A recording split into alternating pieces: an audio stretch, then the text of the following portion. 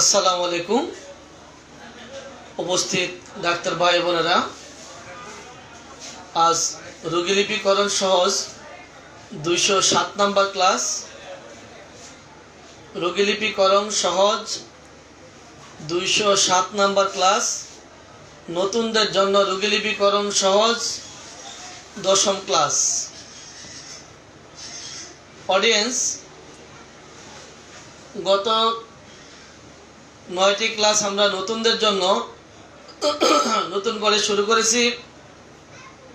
আজ সেই ধারাবাহিকতায় নতুনদের জন্য আজকে 10ম ক্লাস রোগীলিপিকরণ সহজ।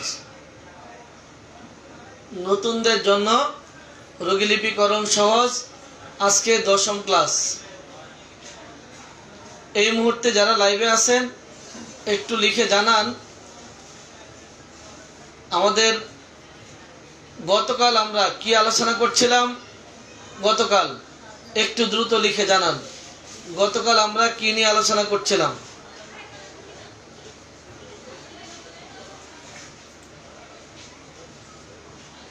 একটু দ্রুত লিখে জানান গতকাল আমরা কি নিয়ে আলোচনা করছিলাম।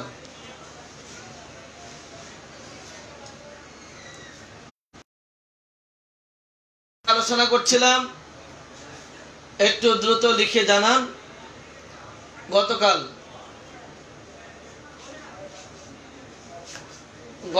কি নিয়ে আলোচনা করছিলাম একটু লিখে জানান।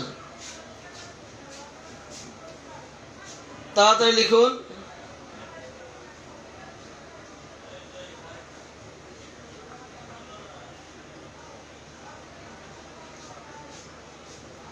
উৎপত্তির কারণের প্রস্রাব পর্যন্ত কতটি স্তর হয় একটু বলেন তো। প্রস্রাব পর্যন্ত কতটি স্তর হয়? প্রস্রাব পর্যন্ত কতটি স্তর হয়? প্রস্রাব পর্যন্ত কতটি স্তর হয়? প্রস্রাব পর্যন্ত কতটি স্তর হয়? প্রস্রাব পর্যন্ত 1 নম্বরে অবস্থান, 2 নম্বরে আবহাওয়া, 3 নম্বরে কাজ, 4 নম্বরে আঘাত, 5 নম্বরে গোসল, 6 নম্বরে খাবার, 7 নম্বরে নেশা, 8 নম্বরে অনিয়ম, 10 নম্বরে ঘাম, 11 নম্বরে প্রস্রাব।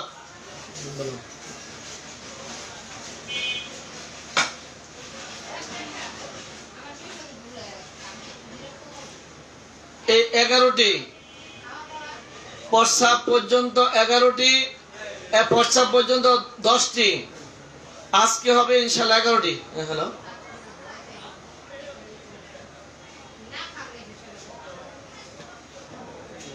হ্যাঁ অডিয়েন্স, তাহলে প্রস্রাব পর্যন্ত 10টি। প্রস্রাব পর্যন্ত 10টি। আজকে আমরা মল দিয়ে শুরু করব। 11 নম্বর মল থেকে শুরু করব। আজকে আমরা 11 নম্বর মল থেকে শুরু করব।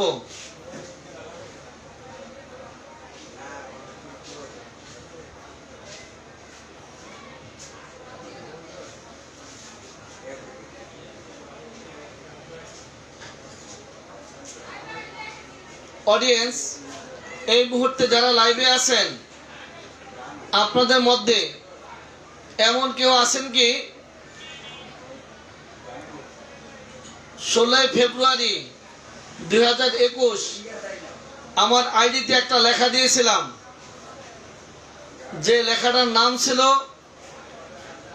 গাইড নয় গাইড বই নেন, গাইড বই নেন। এই লেখাটি যারা পড়েছেন একটু লিখে জানান তো, একটু লিখে জানান গাইড নয় গাইড বই নেন। 16 ফেব্রুয়ারি এই লেখাটি কে কে পড়েছেন একটু আমাকে লিখে জানান। 16 ফেব্রুয়ারি লেখা দিয়েছিলাম, গাইড নয় গাইড বই নেন। এই লেখাটি কে কে পড়েছেন একটু লিখে জানান। গাইড নয় গাইড বই নেন, এই লেখাটি কে কে পড়েছেন একটু দ্রুত লিখে জানান।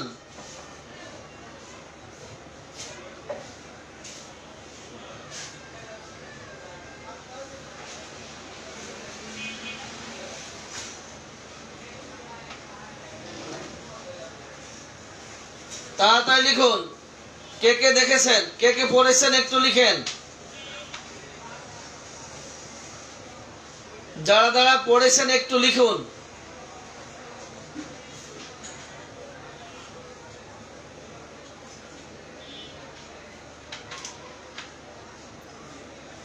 যারা যারা পড়েছেন একটু লিখুন।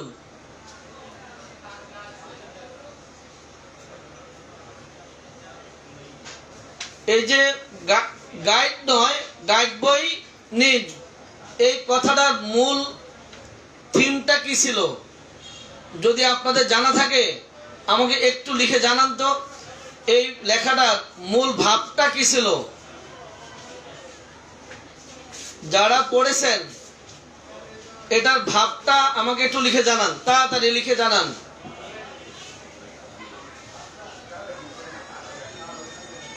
যারা পড়েছেন আমি একটু পরে শোনাবো, একটু পরে এটা পরে শোনাবো। যারা পড়েছেন একটু একটু লিখে জানান।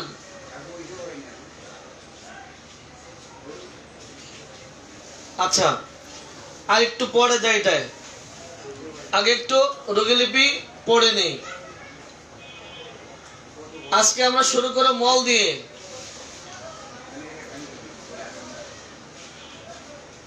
এক নম্বরে, দীর্ঘদিন কিংবা দীর্ঘ সময় মল আটকে রাখলে। দীর্ঘদিন মল আটকে রাখি কিভাবে? দীর্ঘদিন মল আটকে রাখার কিভাবে সম্ভব? দীর্ঘ সময় যখন মল থেকে ভাব হলো, পায়খানা ভাব হচ্ছে কিংবা পায়খানা ধরলো, আপনি পায়খানা করতে গেলেন না, আটকে রাখলেন। এই কাজটা যদি আপনি দীর্ঘদিন করেন তাহলে দীর্ঘদিন মল আটকে রাখা হচ্ছে না। আপনার পায়খানা ধরলো 8টার সময়, আপনি 12টার সময় গেলেন কিংবা 10টার সময় গেলেন, প্রেসার দিয়ে মল আটকে রাখা। দীর্ঘ সময় যদি ইচ্ছে করে মল চেপে রাখা বা আটকে রাখা, মলত্যাগ না করা, এটা প্রায় যদি করতে থাকেন দীর্ঘ সময়, দীর্ঘদিন যদি এবং আটকে রাখার চেষ্টা করেন, রেগুলার 2-3 ঘন্টা পর, 2 ঘন্টা 3 ঘন্টা 4 ঘন্টা পর যদি মলত্যাগ করেন, এই অভ্যাসটা যদি দীর্ঘদিন যদি কেউ করতে থাকে, তার মধ্যে যে কোনো সমস্যা হতে পারে। মল আটকে রাখলে তার মধ্যে এই মলত্যাগ সংক্রান্তে একটা সমস্যা, রেকটামের কোনো সমস্যা কিংবা স্টোমাকে একটা সমস্যা তৈরি হয়ে যেতে পারে। নিয়মিত মলত্যাগ না করা, নিয়মিত মলত্যাগ না করা কিংবা মলত্যাগ না হওয়া, 2 দিন 4 দিন 5 দিন 7 দিন পর মলত্যাগ করা, এই যে অনিয়মিত মলত্যাগ, এর ফলেও রোগীর সমস্যা হতে পারে। কোষ্ঠকাঠিন্যতা, কোষ্ঠবদ্ধতা, কোষ্ঠকাঠিন্যতা, এটাও রোগের কারণ হিসেবে আপনি ধরতে পারেন। কোষ্ঠকাঠিন্যতা, কোষ্ঠকাঠিন্যতা কিংবা কোষ্ঠবদ্ধতা, এটাও আপনার রোগের কারণ হিসেবে ধরতে পারেন। বারবার মলত্যাগ করা, দিনে একাধিকবার মলত্যাগ করা, 2 বার 3 বার 4 বার মলত্যাগ করা, দীর্ঘদিন যদি এভাবে করতে থাকে তাও রোগী আক্রান্ত হয়ে যেতে পারে, যে কোনো রোগে বা রোগে আক্রান্ত হওয়ার ফলেই এবং মলত্যাগ হচ্ছে। পরবর্তী নাম্বার, মলের মধ্যে ক্ষয় যাওয়া, মিউকাস যাওয়া, তৈলাক্ত পদার্থ যাওয়া, মলের মধ্যে ক্ষয় নিঃসরণ হওয়া, মলের মধ্যে ক্ষয় যাওয়া।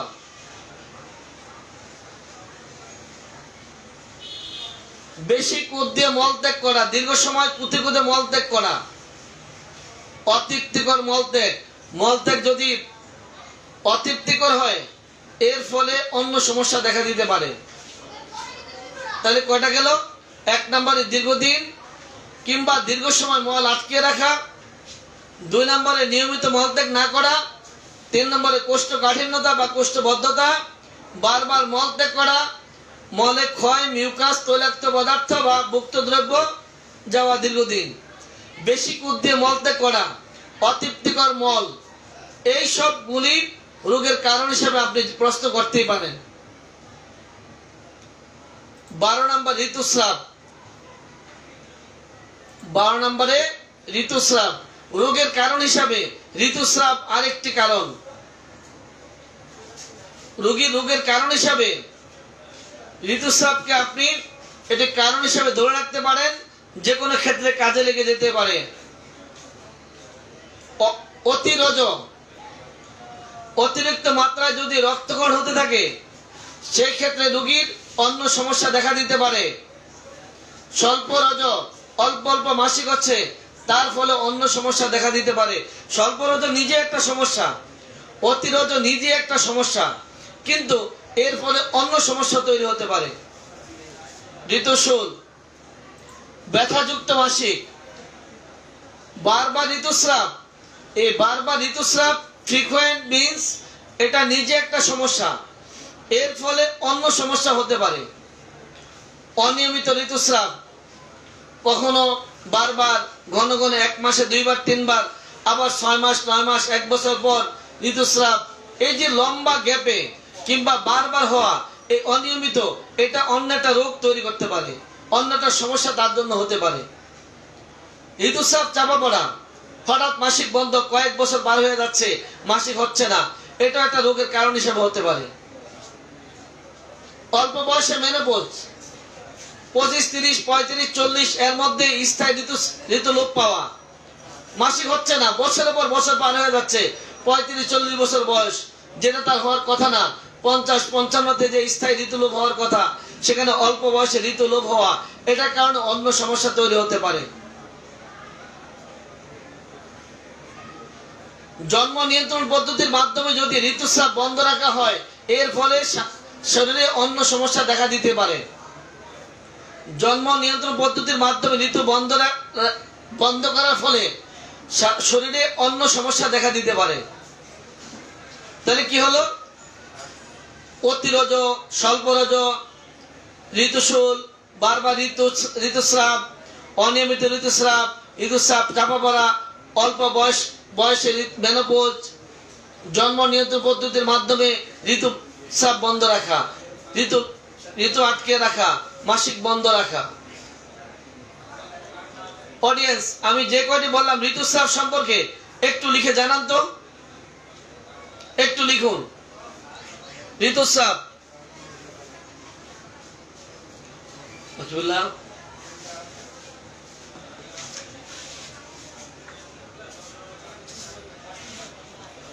এটা জোরে পড়তে পারবি?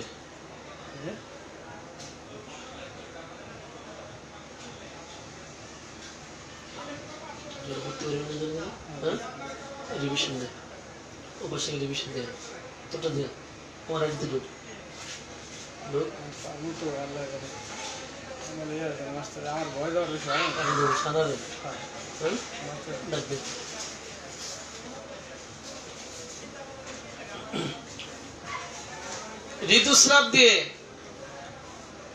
ঋতুস্রাব রোগের কারণ হিসাবে হতে পারে, এই ব্যাপারে আপনি একটু লিখুন ঋতুস্রাব সম্পর্কে।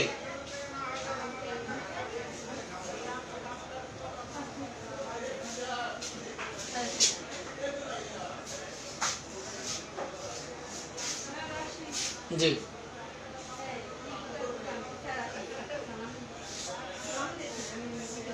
ঋতুস্রাব সম্পর্কে, ঋতুস্রাব সম্পর্কে এটা ট্রাই করো, দ্রুত উপস্থিত। তোমার মোবাইল কই,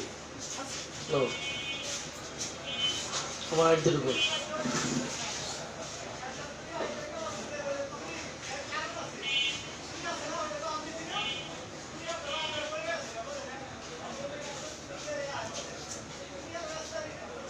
11 নম্বরে মল, 12 নম্বরে ঋতুস্রাব।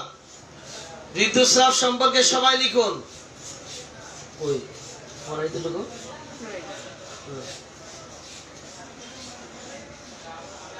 ঋতুস্রাব অন্য রোগের কারণ হতে পারে কি হলে? প্রথম দিকে হিন্দি পড়ো, প্রথম দিকে।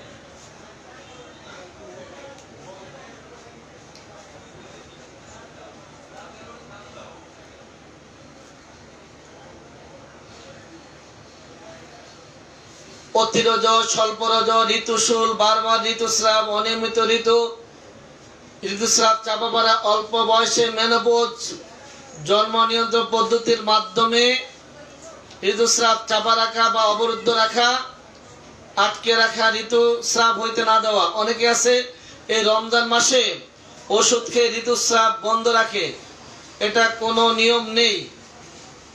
এটা যারা করেন এই কাজটি ঠিক নয়।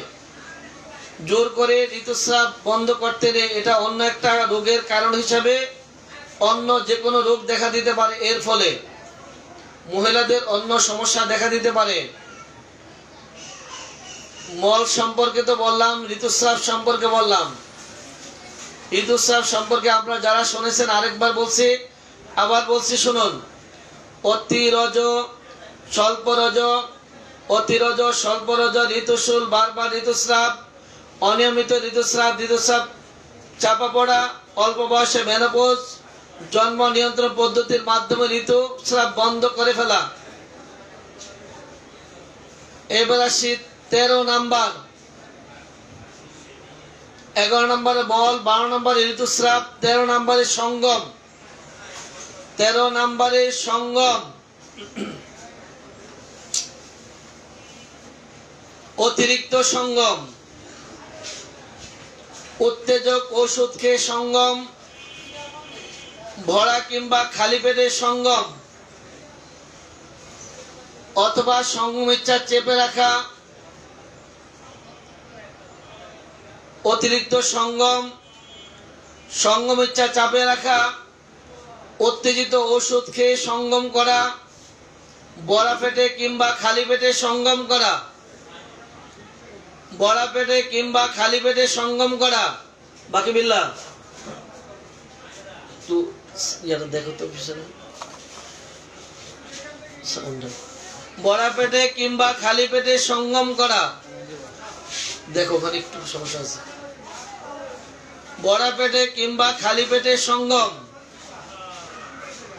অতিরিক্ত সঙ্গম, সঙ্গম ইচ্ছা চেপে রাখা, উত্তেজক ওষুধ খেয়ে অতিরিক্ত সঙ্গম করা, বড়া পেট বা খালি পেটে সঙ্গম করা।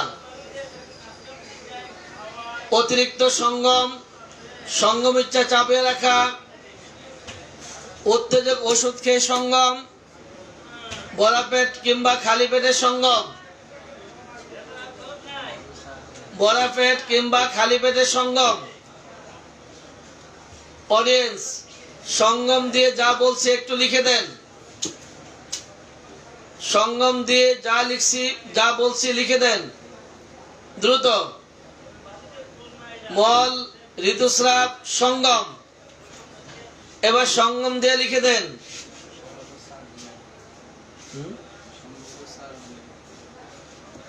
সঙ্গম দিয়ে লিখে দেন। সঙ্গম।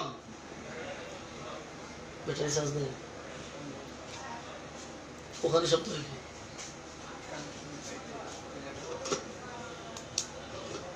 সঙ্গম দিয়ে একটু লিখে দেন।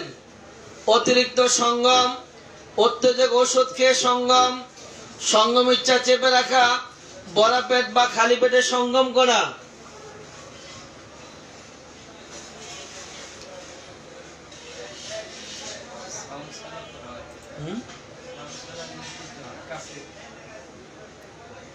শোনা যায়? এখন আমি লাইন করে দেবো, জোরে জোরে বলতে হবে, এটা পরে পরে শোনাইতে হবে।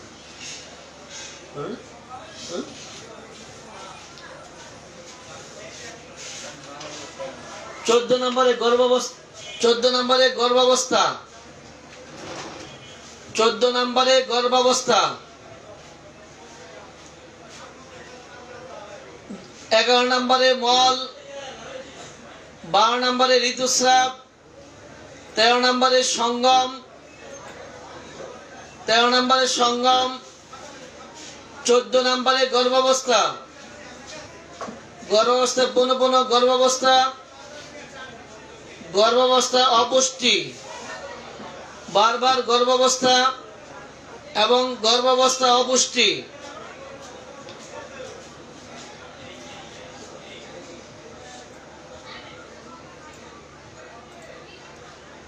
অডিয়েন্স,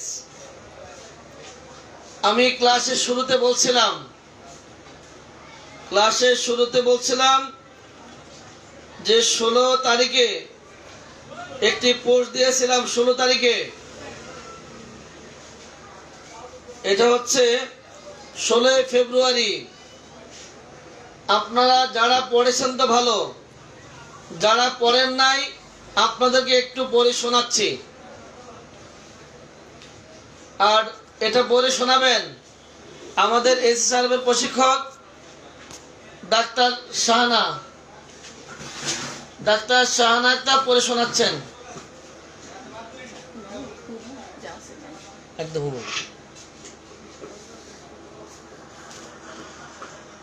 আসসালামু আলাইকুম রাহমাতুল্লাহ।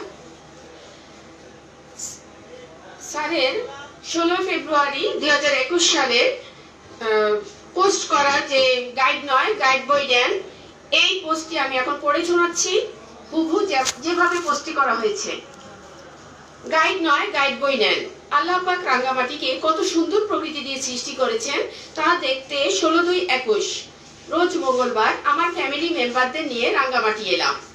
এখানে আমি নতুন, তাহলে বুঝতেই পারছেন আমার ফ্যামিলির সকলে কতটা নতুন।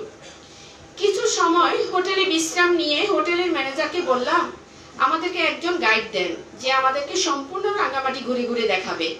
ম্যানেজার বললেন আপনারা কতদিন থাকবেন? পাশ থেকে আমার মামনি তানিয়া বললেন প্রায় 4-5 দিন। ম্যানেজার বললেন আমি আপনাদের একটি পরামর্শ দিতে পারি, যা হবে টাকা ও সময়ের সাশ্রয় এবং সকল কিছু দেখতেও পারবেন। আমি ম্যানেজারকে বললাম তাহলে সে পরামর্শটি বলুন। ম্যানেজার বললেন আপনাদেরকে একটি রাঙ্গামাটি গাইড বই দিতে পারি, যা সরকারিভাবে স্বীকৃতিপ্রাপ্ত। পাশ থেকে আমার ডাক্তার ফাহমিদা হক ফারুকি বলে উঠলেন তাহলে এটা তো খুবই সুন্দর পদ্ধতি, আপনি গাইড বইটি দিন। ম্যানেজার বইটি দিয়ে বললেন 200 টাকা দিন। গাইড বইটি নিয়ে আমরা হোটেলের রুমে এলাম এবং এক এক করে আমরা সকলে বইটি মনোযোগ দিয়ে পড়লাম। তারপর বই থেকে একটি তালিকা তৈরি করে ফেললাম। ম্যানেজারের পরামর্শ মতে গাইড বই নিয়ে আমার জামাইবাবু সহ মোট 5 জন এখনই ঘুরতে বের হব। এই ম্যানেজারের ব্যবহারটি আমার খুবই ভালো লেগেছে, তা আপনাদেরকে না জানিয়ে পারলাম না। এরও একটি কারণ আছে, তা কি জানেন? ম্যানেজারের পরামর্শ ও আমাদের হোমিওপ্যাথি বিদ্যার্জনের মধ্যে একটি সম্পর্ক আছে, তা বোঝানোর চেষ্টা করছি। ম্যানেজারের কথা থেকে যা বুঝতে পারলাম, 1, গাইড যতটুকু চেনেন ঠিক ততটুকুই দেখাবেন। 2, আমরা একাকে চেষ্টা করলে সকল আকর্ষণীয় স্থান খুঁজে পেতে অনেক দিন লেগে যাবে। 3, রাঙ্গামাটির গাইড বই হাতে পেয়েছি, এখন দ্রুত আমাদের পছন্দের স্থানগুলো ঘুরে দেখতে পারবো। এগুলির সাথে আমাদের বিদ্যার্জনের কিছু মিল পেলাম, সেগুলি হলো 1, গাইড যতটুকু স্থান চেনেন ততটুকুই দেখাবেন, ঠিক তেমনি গুরু যতটুকু জানেন ততটুকুই শেখাবেন, তার বেশি নয়। এর বেশি জানতে চাইলে গুরু বিরক্ত হতে পারেন। 2, নিজে নিজে রাঙ্গামাটির সব আকর্ষণীয় স্থান খুঁজে দেখা অনেক সময়ের ব্যাপার, তেমনি নিজে বড় ডাক্তার হওয়াও অনেক সময়ের ব্যাপার। 3, গাইড বই থাকলে যেমনি ইচ্ছা মতো পছন্দের স্থান দেখতে পারে, তেমনি ভালো ডাক্তার হবার গাইড বই পেলে দ্রুত ভালো ডাক্তার হতে পারবেন। এই ভালো ডাক্তার হবার জন্য একটি গাইডলাইন দিচ্ছি, দেখুন তো আপনাদের কেমন লাগে। 1, প্রথমত হোমিওপ্যাথি ডিগ্রি অর্জন করা। 2, রোগী দেখবেন কিভাবে তা নিয়ে চিন্তিত কেন? রোগীলিপি 1 ও 2 ভালোভাবে পড়ুন।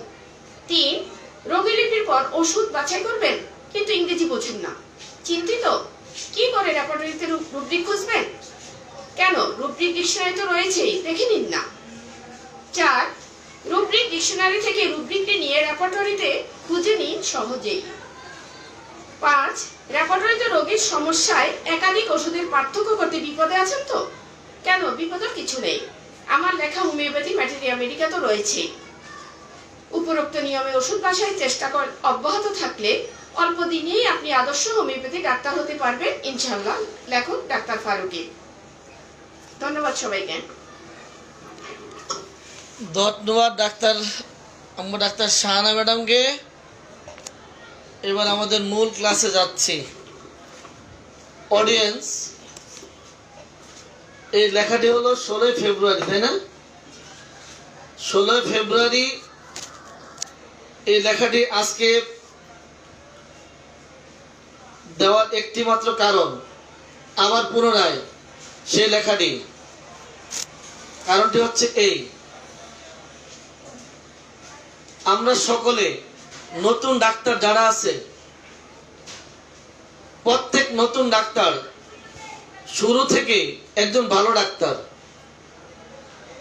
একবার শুরুর দিন থেকে একজন অভিজ্ঞ ডাক্তার, শুরুর দিন থেকে একজন কমপ্লিট ডাক্তার। কারো মুখামুখি হব, কে কি দিচ্ছে, কে কি ওষুধ ব্যবহার করছে, এটা জানার বিষয় নাই।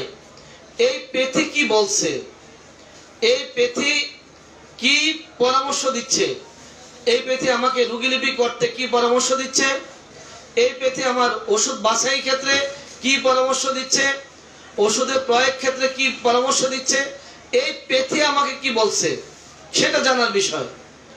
কোন গুরু কি বলল, কে কি বলল, এটার নাম পেথি হতে পারে না।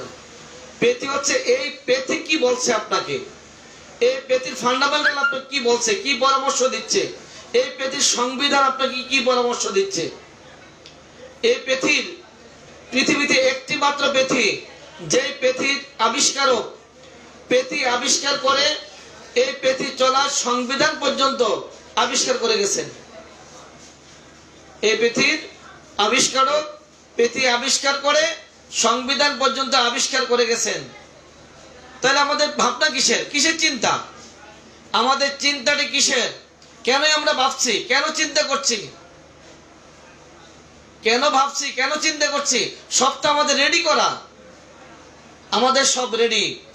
এই যে আপনাদেরকে এত বিরক্ত করি, রোগী কি জানবেন, কিভাবে জানবেন, কিভাবে জানতে হবে, কি লিখবেন, কিভাবে লিখবেন, খাতাটা কিভাবে তৈরি করবেন, কয়টা খাতা নেবেন, কোন জায়গাতে শুরু করবেন, কোথায় মার্জিন টানবেন, এই যে সব বলে দেওয়া, এই যে দিনরাত বলে যাচ্ছে, একটাই কারণ, সেটা হচ্ছে আপনি শুরু থেকে একজন ভালো ডাক্তার, একজন কমপ্লিট ডাক্তার শুরু থেকে।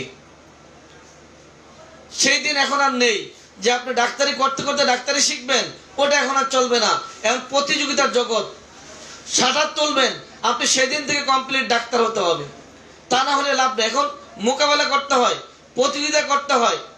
এখন আর প্রতিযোগিতা মহল্লার মধ্যে নয়, এখন আর প্রতিযোগিতা দেশের মধ্যে নয়, এখন আর প্রতিযোগিতা সারা বিশ্বের মধ্যে প্রতিযোগিতা হচ্ছে। এখন আপনাকে সেভাবে তৈরি করতে হবে। শুধু আপনি মহল্লার বড় ডাক্তার হবে না, মহল্লার মধ্যে রোগী সাহায্য করতে চলবে না, আপনি সারা দেশের মধ্যে ডাক্তারদের সাথে প্রতিযোগিতা করতে হবে, অন্য পেথি ডাক্তারদের সাথে মোকাবেলা করতে হবে।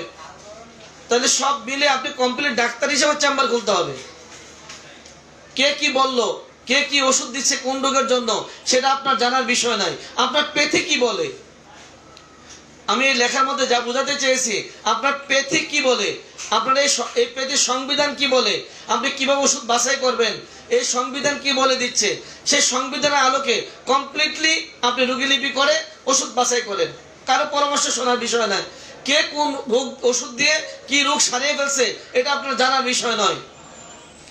কোন ডাক্তার কার কাছে কি রোগী আসছে, পেট ব্যথার কার কাছে কি রোগী আসছে, কোন রোগের কোন ওষুধের রোগী আসছে, কে কোন ওষুধ দিয়েছে। একজন কাছে পেট ব্যথা রোগী আসছে, ডায়রিয়া রোগী আসছে, উনি নাক্স দিয়ে সারিয়ে দিয়েছে। আরেকজন কাছে পালসের রোগী আসছে, পালস দিয়ে সারিয়ে দিয়েছে। আরেকজনের কাছে পটোপালামের রোগী আসছে, পটোপালাম দিয়ে সারিয়ে দিয়েছে। আপনার রোগী আসার পরে আপনি ওষুধটা কিভাবে বাছাই করবেন সেটা আপনার জানার বিষয়।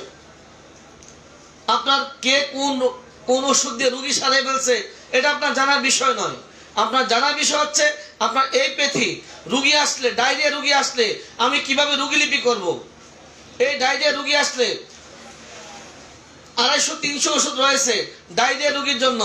এই 300 ওষুধ থেকে আমি কি করে আমার রোগীর ওষুধটা বাছাই করব, কিভাবে রোগীলিপি করব, কিভাবে ওষুধটা বাছাই করব, কি ধরে বাছাই করব, হ্রাসবৃদ্ধি কিভাবে সংগ্রহ করব, রোগীর রোগ লক্ষণ কিভাবে সংগ্রহ করব, এটা আমাকে এই পেথি বলে দিচ্ছে। সে পেথির মতো করবো বাস। এখন ওষুধ যদি আসে অ্যাকোনাইট দেবো, কোফরাম আসলে কোফরাম দেবো, কোটনটিক দেবো, পড অয়েলে পডও দেবো, নাক্স আইলে নাক্স দেবো। কিন্তু আমার গুরু কি দিয়েছে এটা আমার জানার বিষয় নয়। কারণ এই পৃথিবীতে গুরু কি দিয়েছে এটা চলবে না। এই পৃথিবীতে কোনো ওষুধের দিকে মনোযোগ দেওয়া যাবে না। আপনার রোগীর এই মুহূর্তে কমপ্লেন কি কারণে দেখা দিয়েছে, লক্ষণ কি, এই লক্ষণ কার সাথে মিল, কোন ওষুধটির সাথে মিল, যেটার সাথে মিল আপনি ওইটা ব্যবহার করবেন। এটা হচ্ছে এই পৃথিবীর কথা।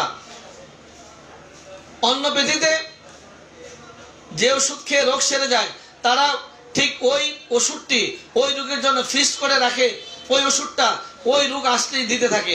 আমাদের এই পৃথিবীতে এই নিয়ম নেই।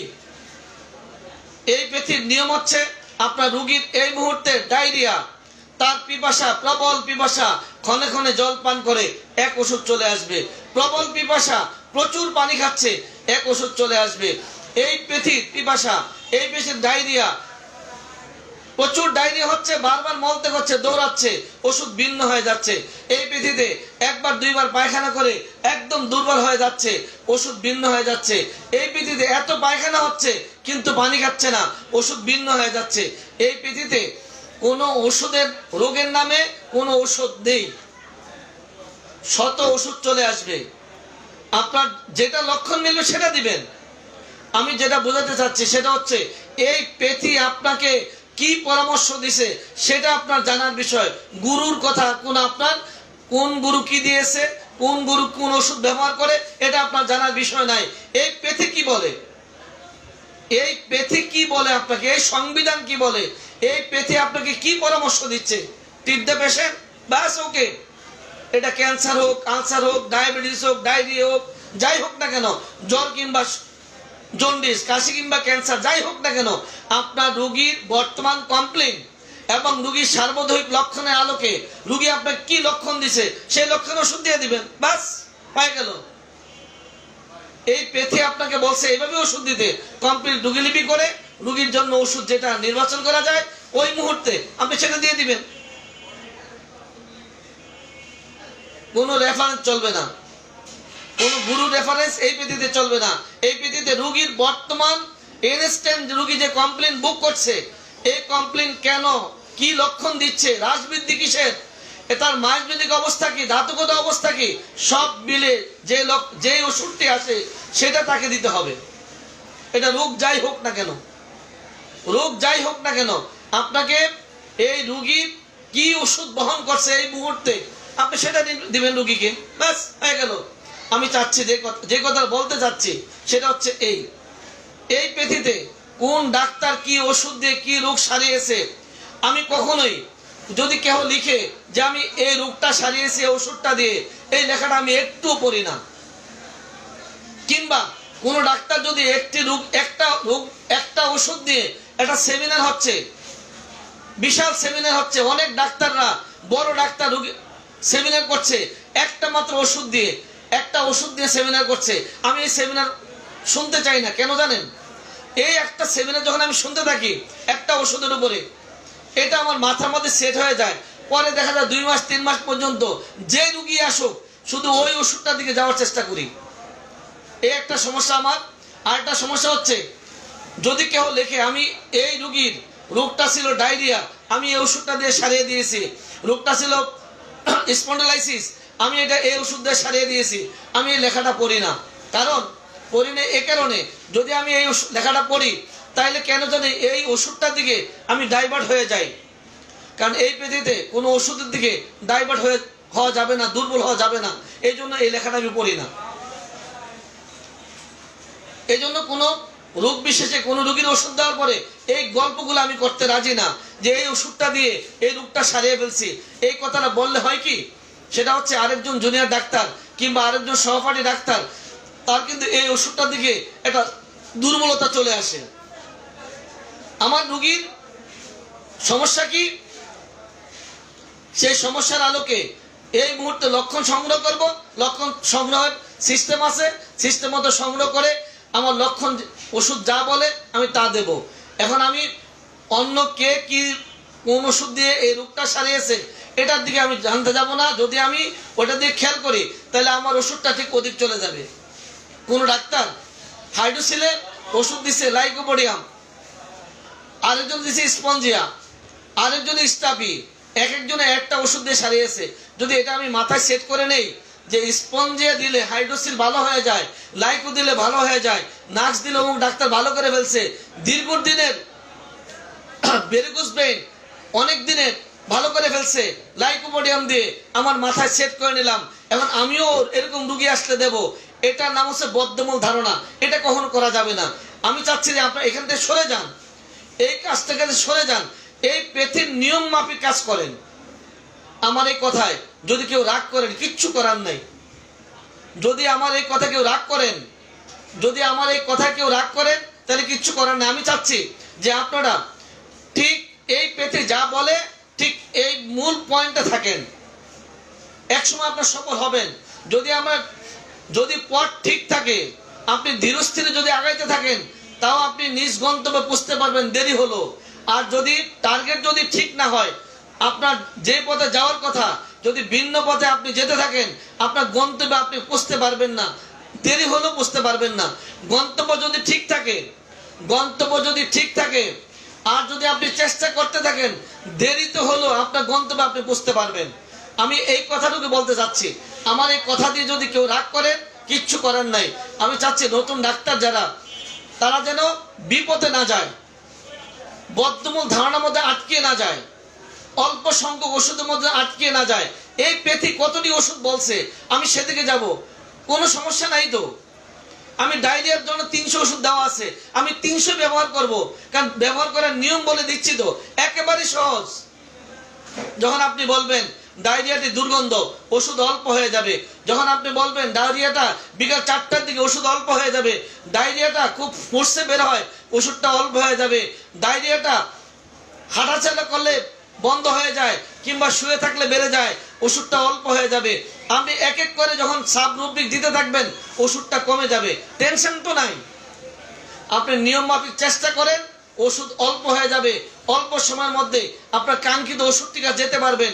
আপনার টার্গেট থাকতে হবে এই সমস্যার জন্য যেই কয়টি ওষুধ ব্যবহার করা হয় আমি সবগুলা থেকে ওষুধ বাছাই করতে শুরু করব, অল্প ওষুধ থেকে নয়। আমি এটার জন্য উদাহরণ দিয়েছিলাম গত লকডাউনের মধ্যে, যে আপনি কোন মহিলা যদি কাপড় কিনে মার্কেটে দিয়ে 1টা 2টা 3টা 4টা 5টা মার্কেট ঘুরে শেষ করে ফেলে, মার্কেটের পর মার্কেট ঘুরতে থাকে, দোকানের পর দোকান ঘুরতে থাকে, এক দোকানের দোকানদারের কাছ থেকে 400-500 শাড়ি নামিয়ে ফেলে, সেখান থেকে বেছে একটি কাপড় কিনে। এই যে এত মার্কেট ঘুরলো, এতগুলা দোকানের মাল নামালো, এত কাপড় নামালো, তারপরে একটা কাপড় খুঁজে বের করে। আর আপনি যদি লকডাউনের মধ্যে 10 পিস কাপড় নিয়ে বাসায় বলবেন এর মধ্যে খুঁজে বের করো, মাইরও খাইতে পারেন। কারণ আপনি বলবেন এখান থেকে পছন্দ করতে হবে, এটা হবে না তো।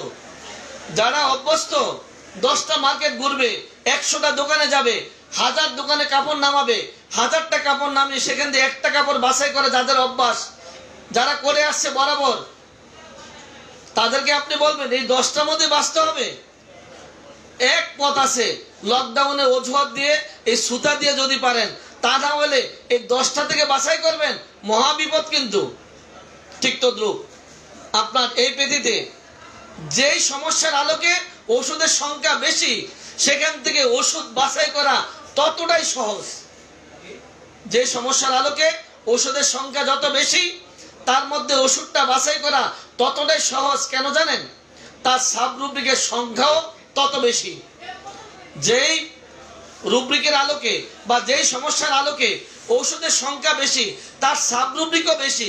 অর্থাৎ সাবরুব্রিক আপনি দিতে থাকবেন, ওষুধ কমতে থাকবে। বাস কি মজা!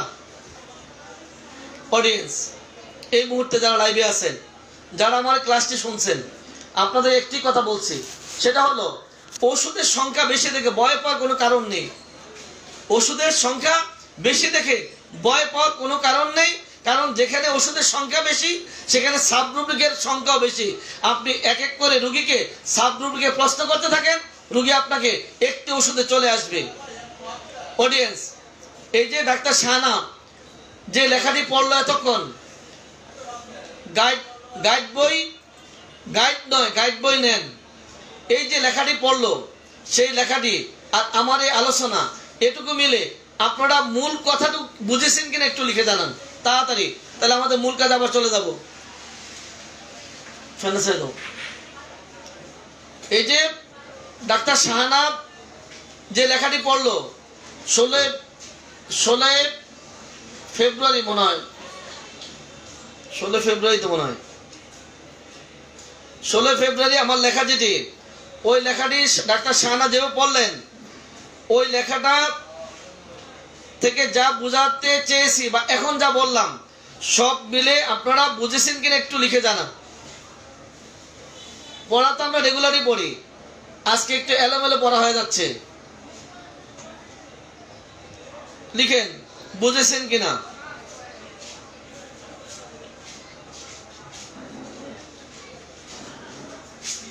হ্যাঁ, 16 ফেব্রুয়ারি, গত 16 ফেব্রুয়ারি আমার আইডিতে পোস্ট দেওয়া লেখাটি ডাক্তার শাহানা ম্যাডাম যেভাবে পড়লেন আর আমি যেভাবে এই নিয়ে আলোচনা করলাম, এ থেকে আপনারা আমি যা বোঝাতে চেয়েছি যে আমাদের থাকতে হবে হোমিওপ্যাথির মূল দৃষ্টিকোণ, যেটা রুগীর জন্য যত ওষুধই হোক না কেন, 1 লক্ষ টাকা যতই ওষুধ হোক না কেন, ব্যথাযুক্ত মাসিক ওষুধ যতই হোক না কেন, অল্প মাসিক ওষুধ যতই হোক না কেন, ঋতুস্রাব অবরুদ্ধ যতই ওষুধ হোক না কেন, তার মধ্য থেকে আমার রুগীর ওষুধটি খুঁজে বের করব। সে বের করার জন্য এত পরিশ্রম করে যাচ্ছি আমরা, দিনরাত রুগী লিপি শিখছি, তাহলে চিন্তা কিসের? আমার এই কথাটি বুঝেছেন কিনা দ্রুত লিখেন।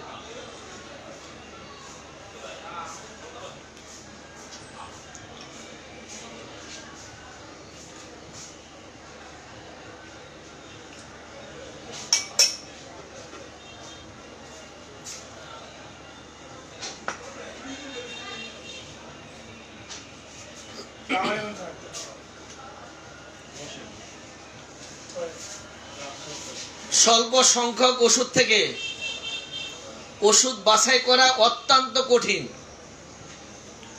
আপনি একটা চটি বই খুলবেন, চটি বই খুলে আপনি ডায়রিয়ার জন্য দেখবেন 20টা ওষুধের নাম দেওয়া আছে।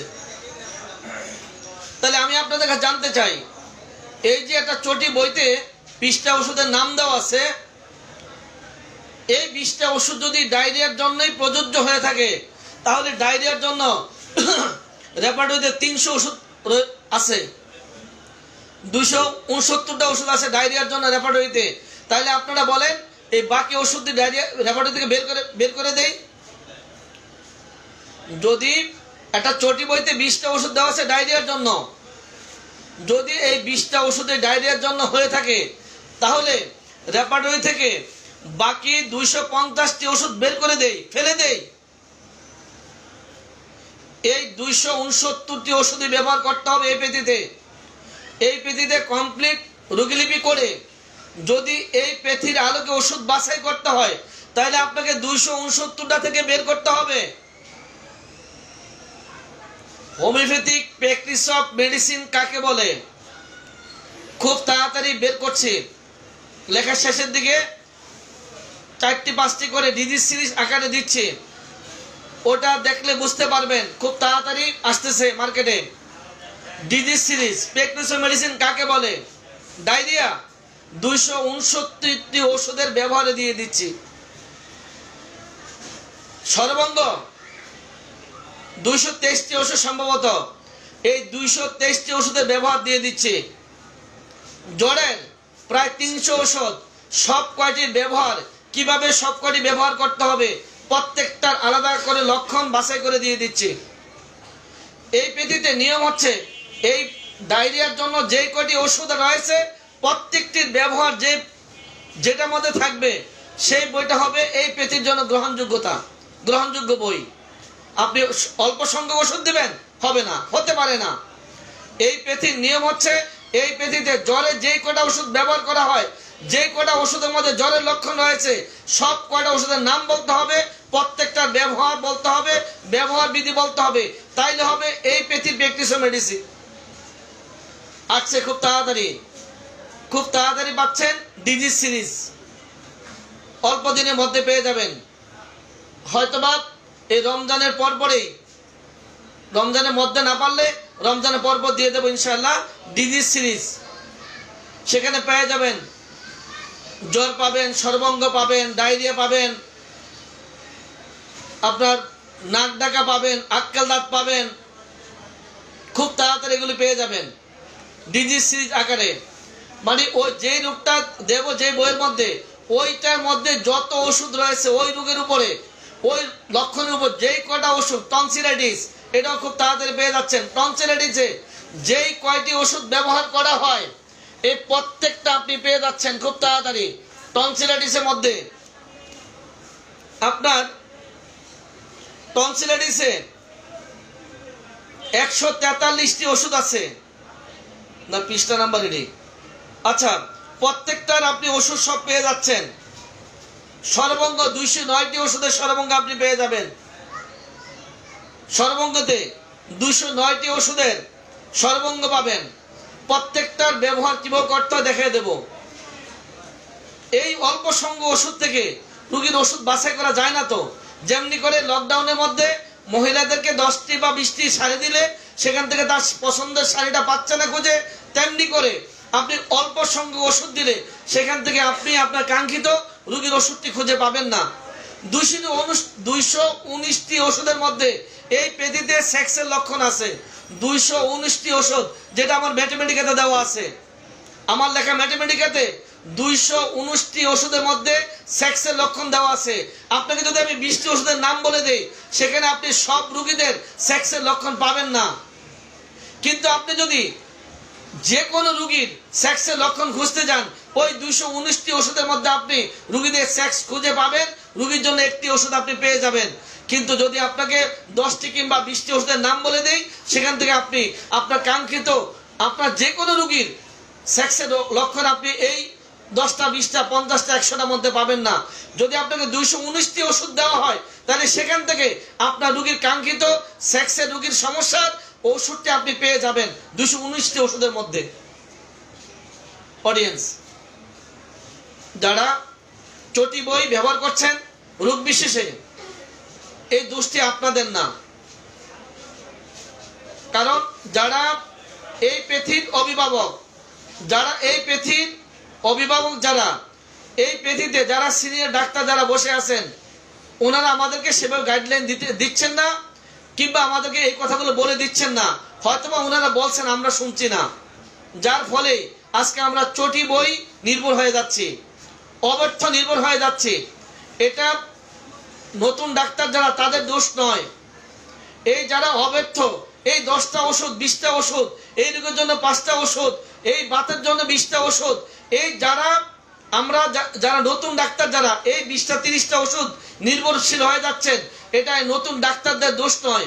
যারা আমাদের অভিভাবক, যারা এই পেথিতে যারা সিনিয়র যারা, তারা আমাদেরকে এই নতুন ডাক্তারদেরকে এই ব্যবহারে অবহিত করছেন না, কিংবা এই যে শত শত ঔষধ ব্যবহারের নিয়ম শিখাচ্ছেন না, যার জন্য আমরা চটি বই নির্ভরশীল হয়ে যাচ্ছি। অডিয়েন্স, এই চটি বই নির্ভরশীল এই পেথির নিয়ম নয়। এই পেথির কথা হচ্ছে রোগীর রিউমেটিক আর্থ্রাইটিস, রিউমেটিক ফিভার।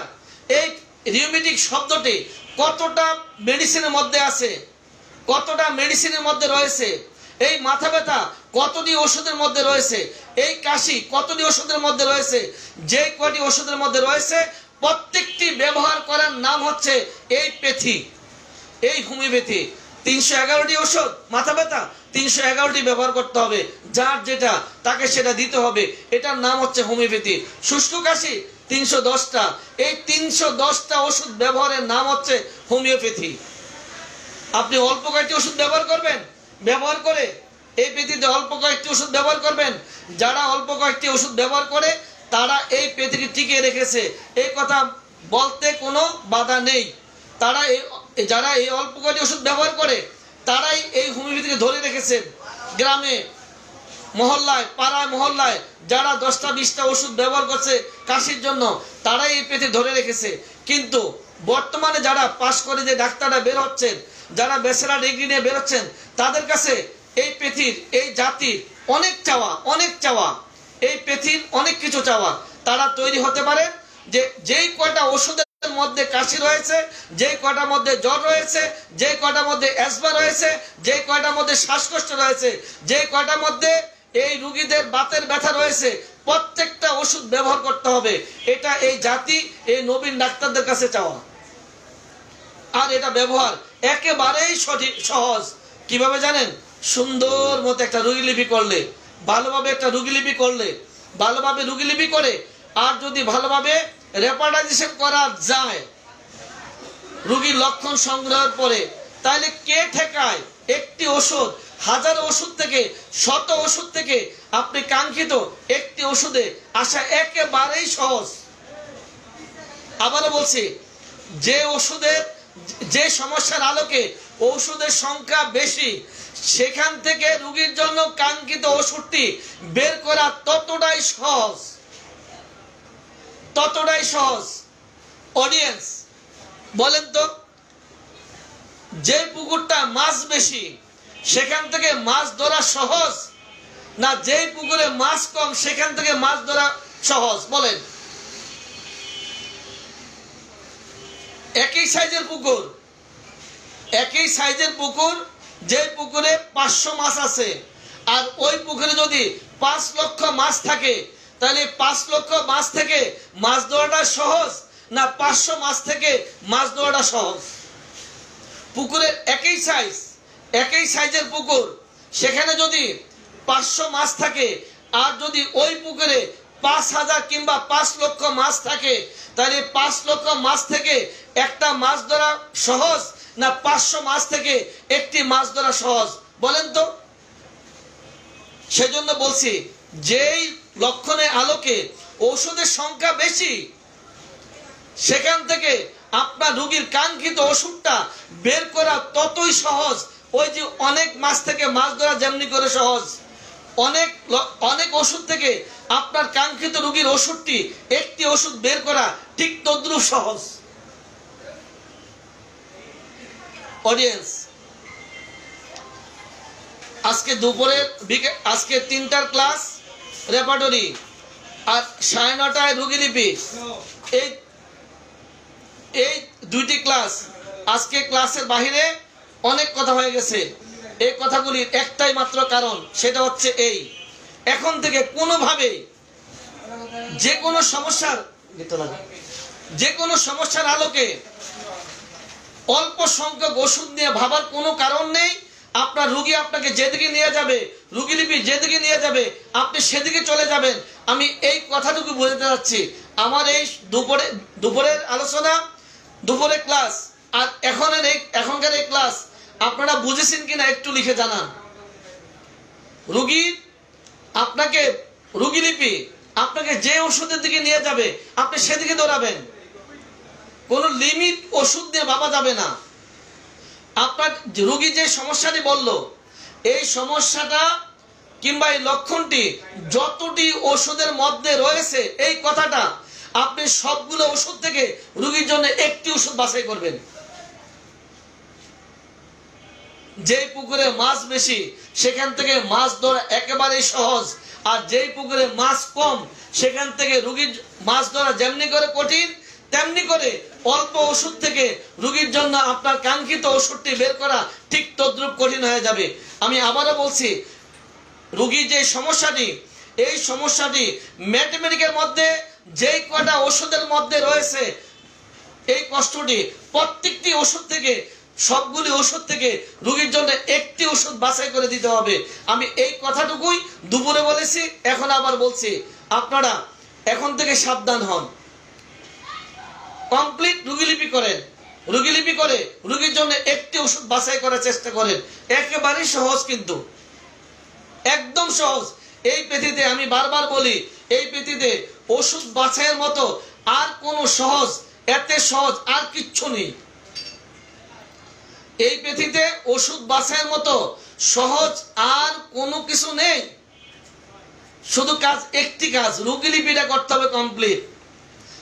রোগীলিপি করতে পারলে, আর যদি আপনার রেপার্টরি ভালো ব্যবহার করতে জানেন, যদি আপনি ওষুধ জানেন, ওষুধের কিনোট যদি আপনার আয়ত্তে থাকে, শত ওষুধের কিনোট যদি শত ওষুধের কিনোট যদি আপনার আয়ত্ত করা থাকে, আপনার চেয়ে দ্রুত এই পৃথিবীতে কেউ আর ওষুধ বাছাই করতে পারবে না।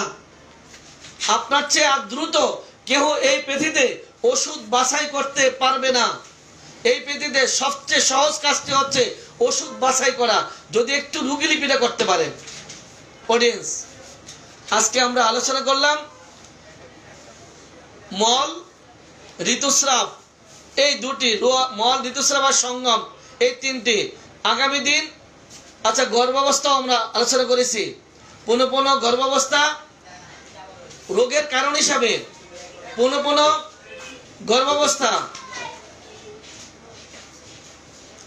কিংবা এই পুনঃ গর্ভাবস্থা যদি অপুষ্টিতে ভোগে তাহলে রোগাক্রান্ত হতে পারে। এই চারটি দিয়ে আজকে ক্লাস শেষ করতে যাচ্ছি। 207 নম্বর ক্লাসটি এই চারটি দিয়ে শেষ করব।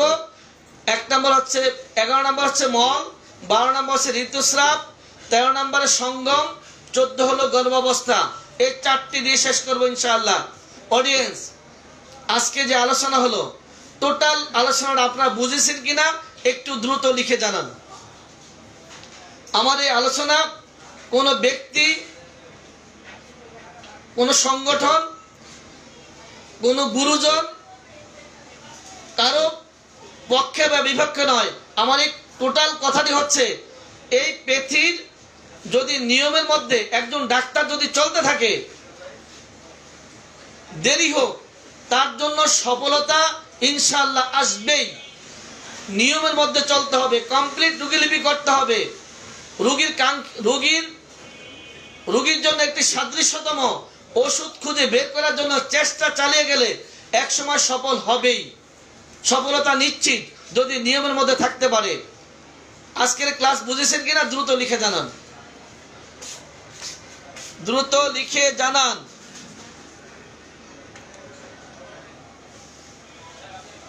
তাড়াতাড়ি লিখুন, রোগীরা বসে আছে, বিরক্ত হচ্ছে, এক্ষুনি ছেড়ে দেব।